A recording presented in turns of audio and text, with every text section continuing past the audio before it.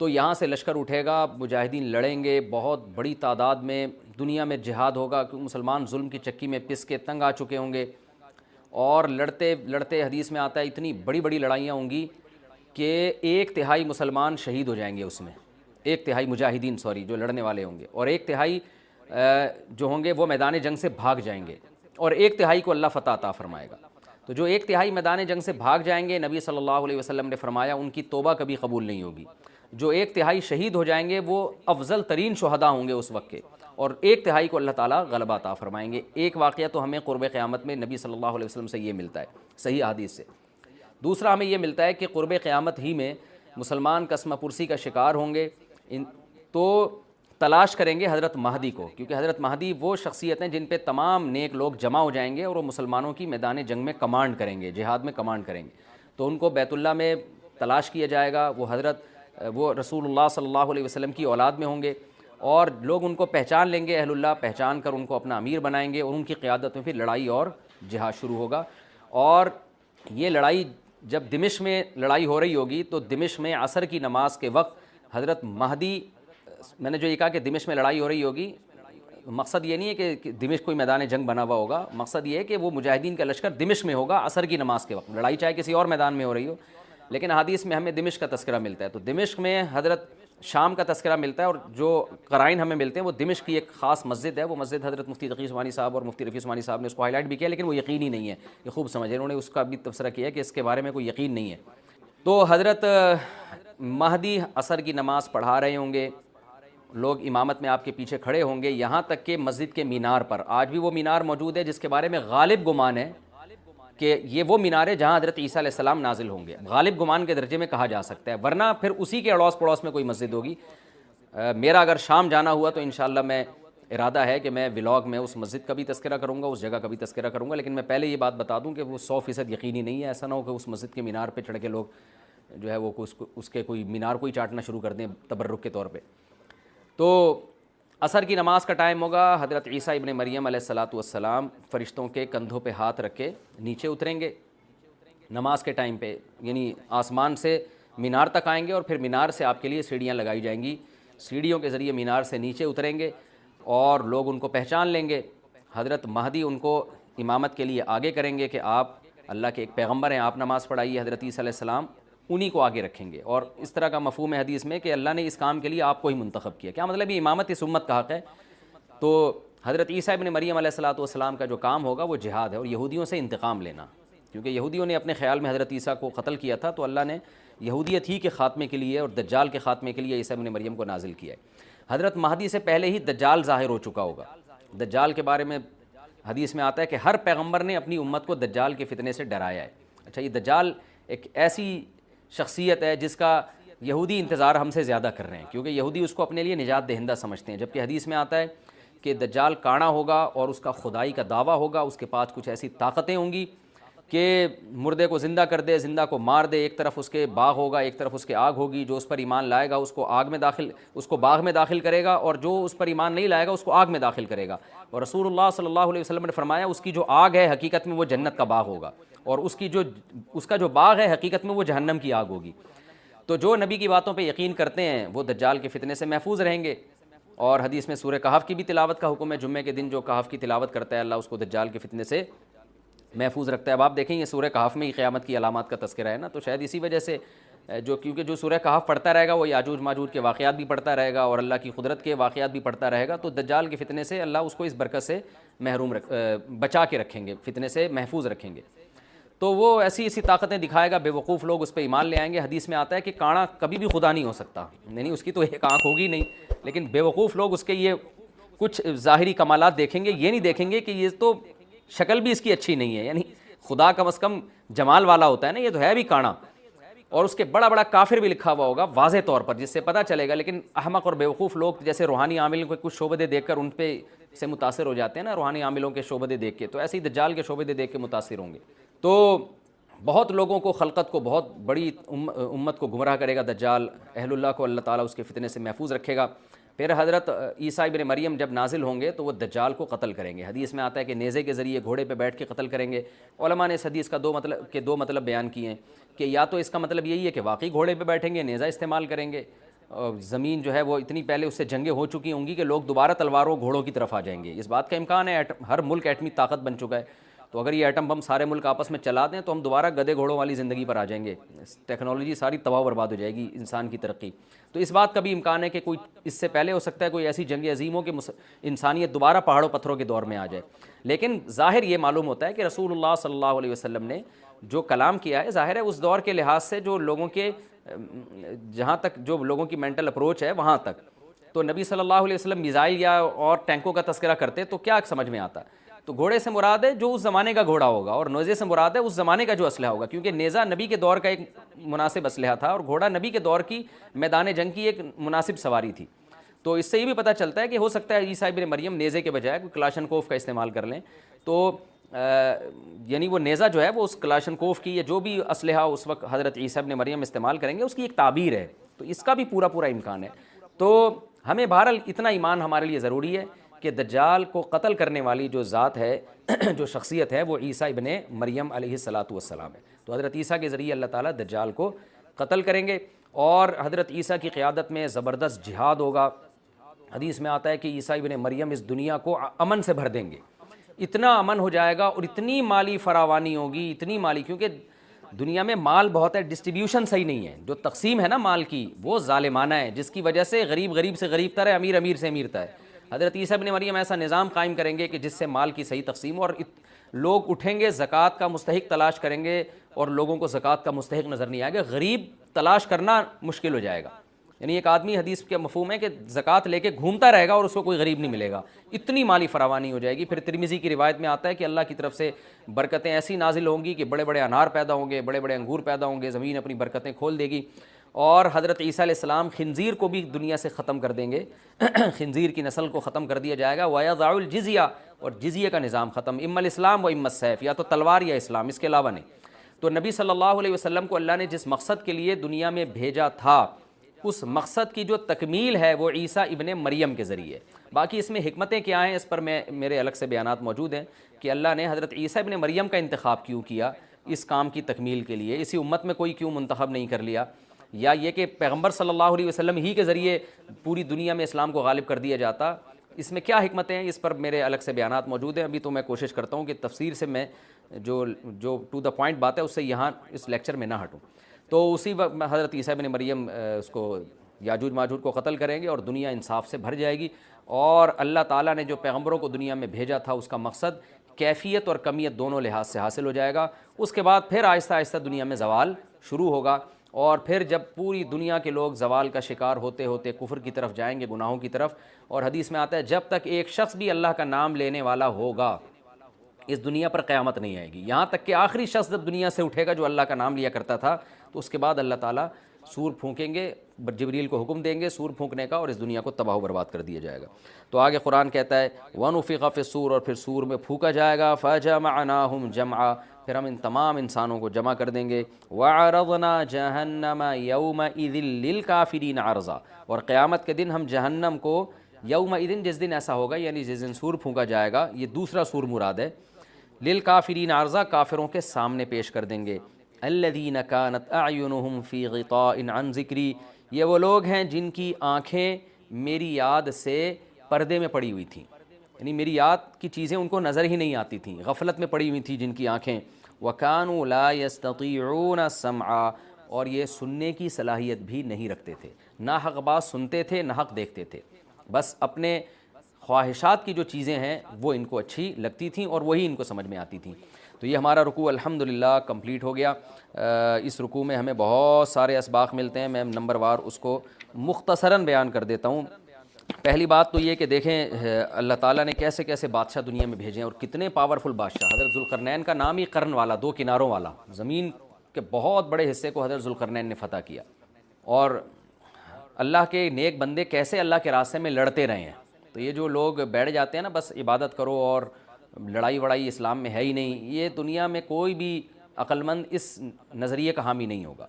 تو طاقت اور قوت کی اسلام میں بہت زیادہ اہمیت ہے. اس سے ہمیں یہ بھی پتہ چلتا ہے کہ اپنے ملک کی, خاص طور پر اسلامی ملک کی جو فوجی قوتیں ہیں, جو فوجی طاقتیں ہیں, ان کی ہمیں قدر کرنی چاہیے.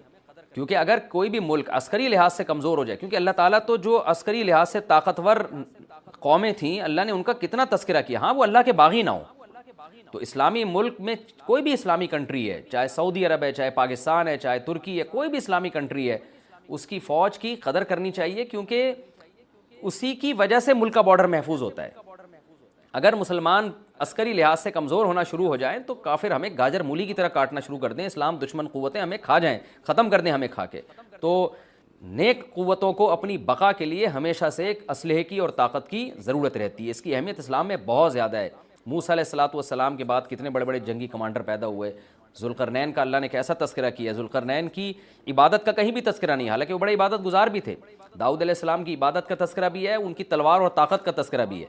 تو اللہ تعالیٰ جہاں عبادت کا تذکرہ کرتے ہیں تو طاقت اور قوت کا بھی تذکرہ کرتے ہیں. اس سے عسکری لحاظ سے اپنے آپ کو مضبوط کرنے کی اہمیت کا ہمیں پتہ چلتا ہے کہ اسلام میں اس کی بڑی اہمیت ہے. کسی بھی اسلامی ملک کی فوج کا مورال کسی بھی لحاظ سے ڈاؤن نہیں ہونا چاہیے, اور عسکری لحاظ سے وہ کسی بھی لحاظ سے کمزور نہیں ہونی چاہیے, اور اس کو چاہیے کہ اعدوا لہم ما استطعتم من قوہ پر عمل کرے, کہ قرآن کہہ رہا ہے روز بروز اپنی طاقت اور قوت میں اضافہ کرنے کی کوشش کرو. اس سے مسلم قوم کو کبھی بھی غافل نہیں ہونا چاہیے, اور کوئی بھی ایسا کام جس سے مسلمان قوتیں اور طاقتیں کمزور ہونا شروع ہو جائیں, اس کام سے ہمیں بچنا چاہیے. دوسری بات ہمیں یہ پتہ چلی کہ اللہ تعالیٰ نے اہل اسلام کے ذمے پوری دنیا کی ذمہ داری لگائی ہے, کسی ایک ملک کی نہیں. جتنے بھی پیغمبر آئے ہیں جب وہ دنیا فتح کرنا شروع کی ہے تو کہیں رکے نہیں ہیں وہ کہ بھئی یہاں تک, اس سے آگے نہیں جانا. ان کی صلاحیت ہی ختم ہو گئی ہو, وسائل ہی ختم ہو گئے ہوں تو الگ بات ہے. تو یہاں سے لشکر اٹھے گا, مجاہدین لڑیں گے بہت بڑی تعداد میں, دنیا میں جہاد ہوگا, کیونکہ مسلمان ظلم کی چکی میں پس کے تنگ آ چکے ہوں گے, اور لڑتے لڑتے حدیث میں آتا ہے اتنی بڑی بڑی لڑائیاں ہوں گی کہ 1/3 مسلمان شہید ہو جائیں گے اس میں, 1/3 مجاہدین جو لڑنے والے ہوں گے, اور 1/3 جو ہوں گے وہ میدان جنگ سے بھاگ جائیں گے, اور 1/3 کو اللہ فتح عطا فرمائے گا. تو جو 1/3 میدان جنگ سے بھاگ جائیں گے, نبی صلی اللہ علیہ وسلم نے فرمایا ان کی توبہ کبھی قبول نہیں ہوگی. جو 1/3 شہید ہو جائیں گے وہ افضل ترین شہداء ہوں گے اس وقت کے, اور 1/3 کو اللہ تعالیٰ غلبہ عطا فرمائیں گے. ایک واقعہ تو ہمیں قرب قیامت میں نبی صلی اللہ علیہ وسلم سے یہ ملتا ہے صحیح حدیث سے. دوسرا ہمیں یہ ملتا ہے کہ قرب قیامت ہی میں مسلمان قسمہ پرسی کا شکار ہوں گے, تو تلاش کریں گے حضرت مہدی کو, کیونکہ حضرت مہدی وہ شخصیت ہیں جن پہ تمام نیک لوگ جمع ہو جائیں گے اور وہ مسلمانوں کی میدان جنگ میں کمانڈ کریں گے, جہاد میں کمانڈ کریں گے. تو ان کو بیت اللہ میں تلاش کیا جائے گا. وہ رسول اللہ صلی اللہ علیہ وسلم کی اولاد میں ہوں گے, اور لوگ ان کو پہچان لیں گے, اہل اللہ پہچان کر ان کو اپنا امیر بنائیں گے, اور ان کی قیادت میں پھر لڑائی اور جہاد شروع ہوگا. اور یہ لڑائی جب دمشق میں لڑائی ہو رہی ہوگی تو دمشق میں عصر کی نماز کے وقت حضرت مہدی, میں نے جو یہ کہا کہ دمشق میں لڑائی ہو رہی ہوگی, مقصد یہ نہیں ہے کہ دمشق کوئی میدان جنگ بنا ہوا ہوگا, مقصد یہ ہے کہ وہ مجاہدین کا لشکر دمشق میں ہوگا عصر کی نماز کے وقت. لڑائی چاہے کسی اور میدان میں ہو رہی ہو, لیکن حدیث میں ہمیں دمشق کا تذکرہ ملتا ہے. تو دمشق میں حضرت شام کا تذکرہ ملتا ہے, اور جو قرائن ہمیں ملتے ہیں وہ دمشق کی ایک خاص مسجد ہے. وہ مسجد حضرت مفتی تقی عثمانی صاحب اور مفتی رفیع عثمانی صاحب نے اس کو ہائی لائٹ بھی کیا, لیکن وہ یقینی نہیں ہے, یہ خوب سمجھیں, انہوں نے اس کا بھی تبصرہ کیا کہ اس کے بارے میں کوئی یقین نہیں ہے.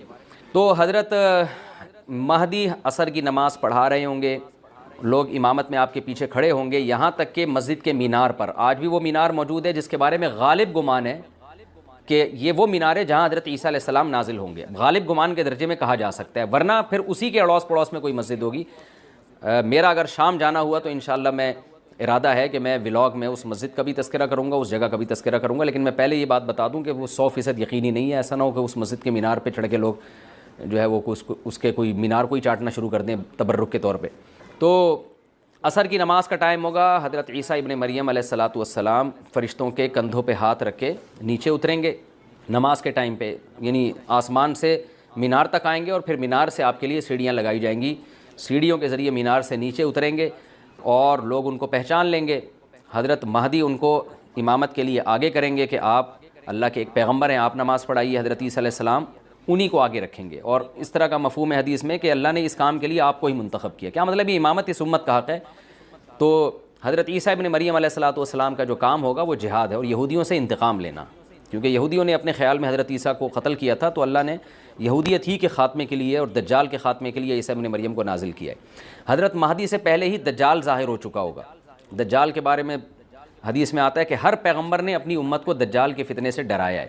اچھا, یہ دجال ایک ایسی شخصیت ہے جس کا یہودی انتظار ہم سے زیادہ کر رہے ہیں, کیونکہ یہودی اس کو اپنے لیے نجات دہندہ سمجھتے ہیں, جبکہ حدیث میں آتا ہے کہ دجال کانا ہوگا اور اس کا خدائی کا دعویٰ ہوگا، اس کے پاس کچھ ایسی طاقتیں ہوں گی کہ مردے کو زندہ کر دے، زندہ کو مار دے، ایک طرف اس کے باغ ہوگا، ایک طرف اس کے آگ ہوگی، جو اس پر ایمان لائے گا اس کو باغ میں داخل کرے گا، اور جو اس پر ایمان نہیں لائے گا اس کو آگ میں داخل کرے گا۔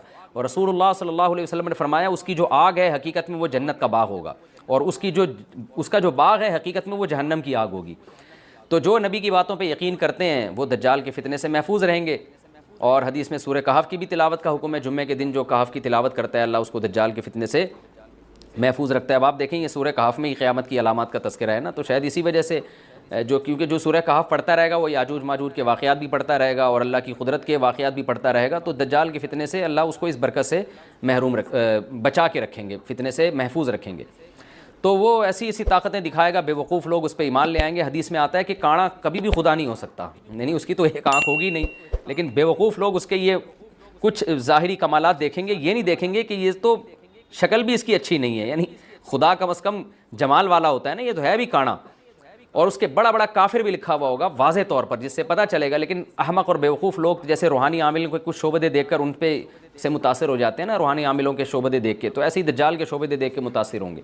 تو بہت لوگوں کو، خلقت کو، بہت بڑی امت کو گمراہ کرے گا دجال، اہل اللہ کو اللہ تعالیٰ اس کے فتنے سے محفوظ رکھے گا۔ پھر حضرت عیسیٰ ابن مریم جب نازل ہوں گے تو وہ دجال کو قتل کریں گے۔ حدیث میں آتا ہے کہ نیزے کے ذریعے گھوڑے پہ بیٹھ کے قتل کریں گے۔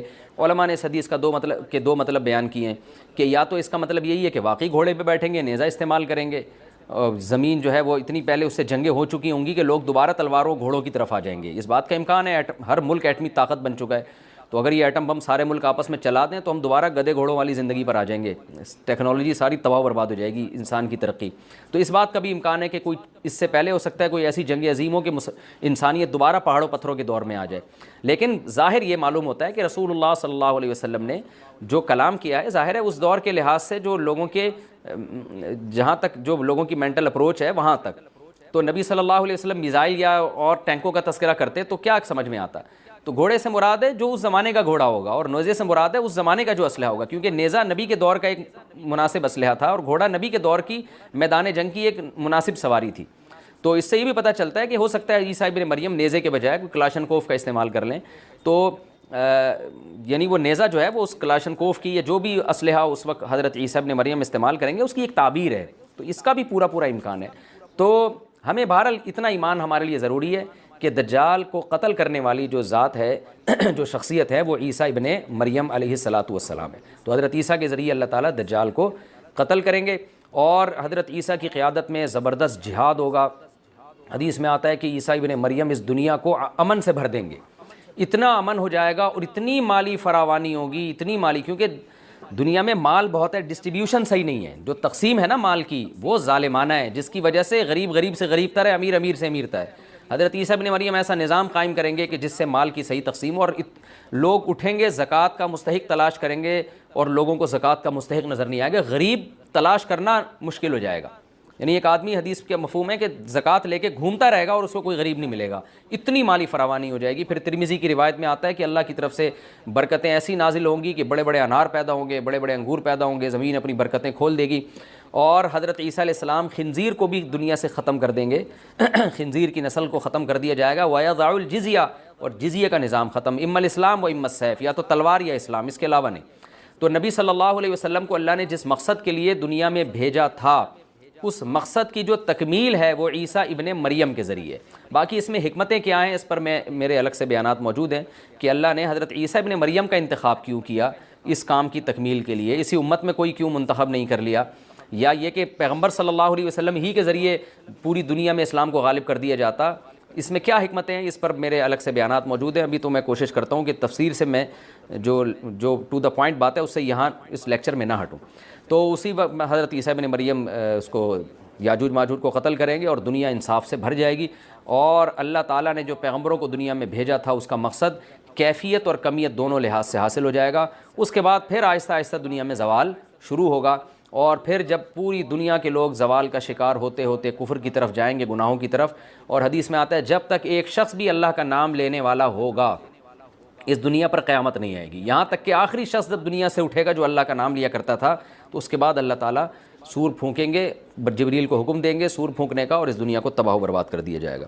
تو آگے قرآن کہتا ہے وَنُفِخَ فِي الصُّورِ، اور پھر سور میں پھونکا جائے گا، فَجَمَعْنَاهُمْ جَمْعًا، پھر ہم ان تمام انسانوں کو جمع کر دیں گے، وَعَرَضْنَا جَهَنَّمَ يَوْمَئِذٍ لِّلْكَافِرِينَ عَرْضًا، اور قیامت کے دن ہم جہنم کو یومئذ، جس دن ایسا ہوگا یعنی جس دن سور پھونکا جائے گا، یہ دوسرا سور مراد ہے، للکافرین عرضا، کافروں کے سامنے پیش کر دیں گے، الذین کانت اعینہم فی غطاء عن ذکری، یہ وہ لوگ ہیں جن کی آنکھیں میری یاد سے پردے میں پڑی ہوئی تھیں، یعنی میری یاد کی چیزیں ان کو نظر ہی نہیں آتی تھیں، غفلت میں پڑی ہوئی تھیں جن کی آنکھیں، وکانوا لا یستطیعون السمع، اور یہ سننے کی صلاحیت بھی نہیں رکھتے تھے، نہ حق بات سنتے تھے نہ حق دیکھتے تھے، بس اپنے خواہشات کی جو چیزیں ہیں وہ ان کو اچھی لگتی تھیں اور وہی ان کو سمجھ میں آتی تھیں۔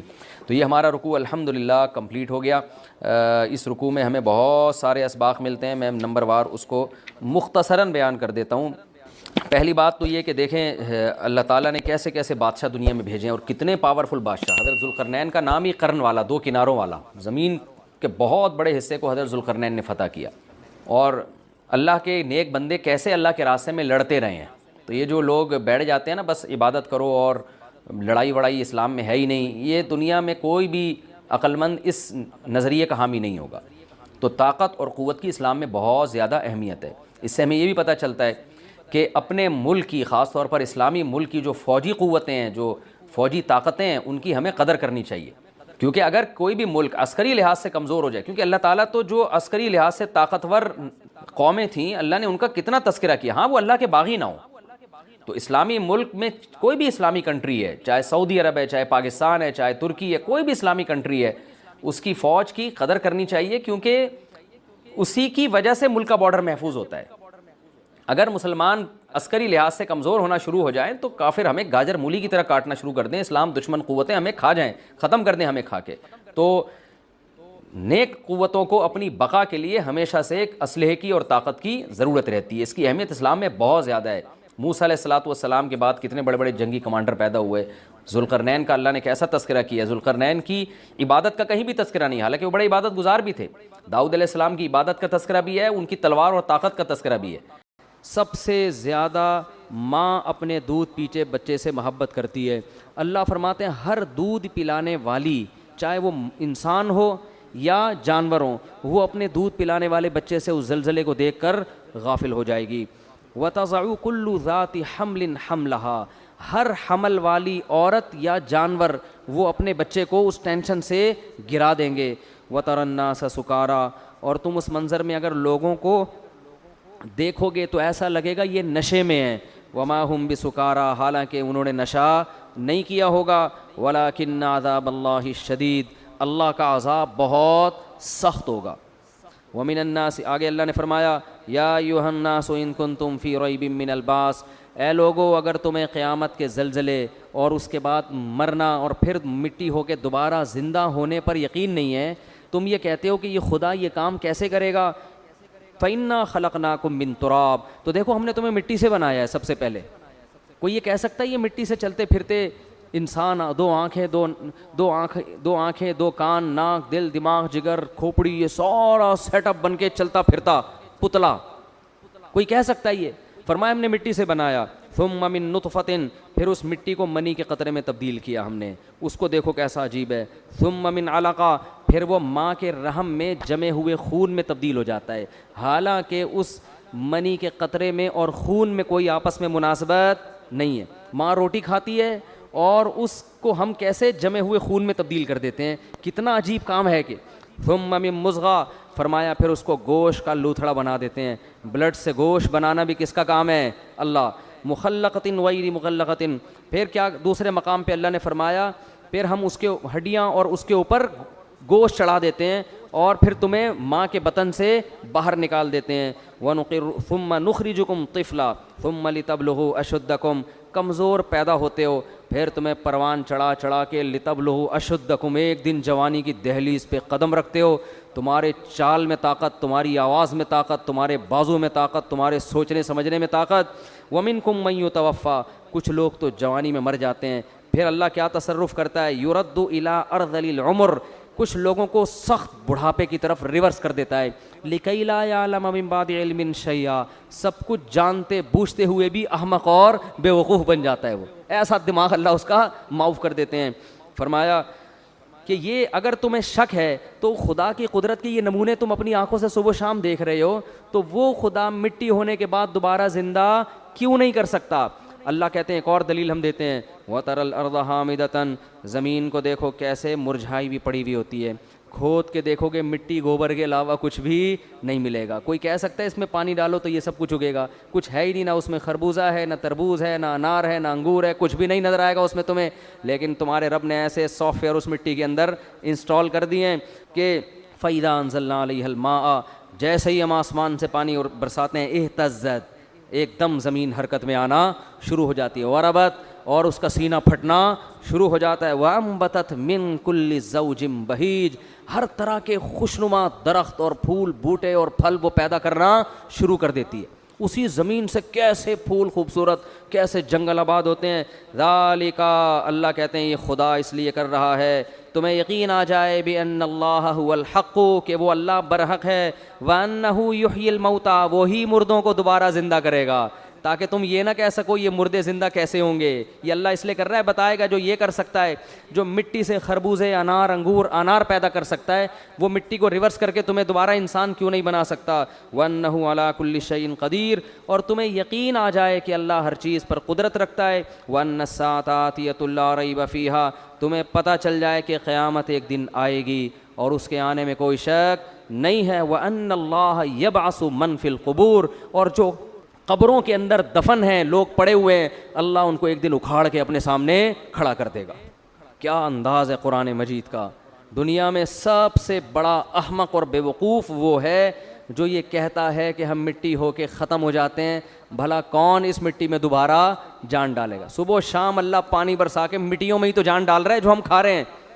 یہ انار مٹی ہی تو ہے جو آپ کھاتے ہو, یہ کھجور مٹی ہی تو ہے جو ہم کھاتے ہیں, یہ روٹی مٹی ہی تو ہے جو ہم کھاتے ہیں, گوشت مٹی ہی تو ہے جو جانور نے کھایا اور اس سے گوشت بنا, دودھ مٹی ہی تو ہے, یہ سارے, اور ہم بھی تو مٹی ہیں. مٹی سے کیسے مختلف چیزیں اس نے بنا دیں, اس پہ نہیں مان رہے کہ اللہ کی قدرت, اور اعتراض کس پہ کر رہے ہیں, مٹی سے دوبارہ انسان کیسے بنے گا. تو اللہ فرماتے ہیں یہ سب ہم اس لیے تو اپنے قدرت کے نمونے دکھا رہے ہیں تاکہ تمہیں پتہ چل جائے. پھر اللہ کہتے ہیں وَمِنَ النَّاسِ مَن يُجَادِلُ فِي اللَّهِ بِغَيْرِ عِلْمٍ, بہت سے لوگ ایسے ہیں جو اللہ کے بارے میں بغیر دلیل کے جھگڑتے ہیں. کیا جھگڑنا؟ وہی اللہ کہہ رہا ہے زندہ کروں گا اور یہ کہتے ہیں نہیں ہوگا. فرماتے ہیں ان کا انداز کیا ہوتا ہے, ثانی عطفہ, جب ان کے سامنے اللہ کی آیات تلاوت کی جاتی ہیں کہ تم زندہ ہوگے, تمہیں حساب دینا ہے, تو یہ اپنے پہلو کو موڑ لیتے ہیں وہاں سے. چلو یار کوئی اور بات کرو, یہ کیا قصے کہانیاں لے کے بیٹھ گئے. یہ انداز ہے قرآن کا. ثانی عطف, اپنے پہلو کو کیا کر لیتا ہے, فولڈ کر لیتا ہے, فوراً موو کرتا ہے. وہاں کھانے پینے کی بات ہو, خربوزے کی بات ہو, تربوز کی بات ہو, سموسے کی بات ہو, توجہ کرے گا, ہاں جی ذرا اونچا بولیں, کیا کہہ رہے ہیں آپ. پیسوں کی بات ہو, بحریہ ٹاؤن کی بات ہو, گاڑیوں کی بات ہو, 4 شادیوں کی بات ہو, کرے نہ کرے لیکن سنے گا شوق سے. لیکن جب بات ہوگی کہ تمہیں ایک دن خدا زندہ کر کے حساب دے گا, تو قرآن کہہ رہا ہے ثانی عطفہ, اپنے پہلو کو فوراً کیا کرتے ہیں, موڑتے ہیں. کیوں؟ یعنی ٹاپک کو کیا کرو بھائی, چینج. جیسے ہوٹلوں میں لکھا ہوتا ہے نا, سیاسی باتیں کرنے پر پابندی ہے, پھڈا ہو جاتا ہے نا بعض دفعہ. تو یہی ہمارا مزاج ہے. ثانی عطفہ لیضل عن سبیل اللہ. ایک آیت پڑھ کے بس درس کو ختم کرتا ہوں. اللہ نے فرمایا وَمِنَ النَّاسِ مَن يَعْبُدُ اللَّهَ عَلَىٰ حَرْفٍ, کچھ لوگ ایمان لے بھی آتے ہیں. فرمایا کچھ ایسے ہیں جو مان بھی جاتے ہیں, لیکن ان کا انداز کیا ہوتا ہے, وہ اللہ کی عبادت کرتے ہیں کنارے پہ کھڑے ہو کر. فَإِنْ أَصَابَهُ خَيْرٌ اطمأنَّ بِهِ, اگر اسلام میں فائدہ نظر آ رہا ہے, بہت زبردست مذہب ہے اسلام, واقعی اسلام پہ چلنا چاہیے. سمجھ میں آ رہی ہے بات. جب زکوٰۃ لینی ہو تو اسلام, کیونکہ اسلام نے زکوٰۃ کو فرض کیا, بہت اچھا حکم ہے, لائیے زکوٰۃ نکالیے, ٹھیک ہے نا. جب دینے کی باری آئی, لوگ کہتے ہیں میرے پر 1 کروڑ روپے 2.5 لاکھ زکوٰۃ بن رہی ہے, 2.5 لاکھ کون دے گا؟ او بھائی 1 کروڑ بھی تو ہے تیرے پاس,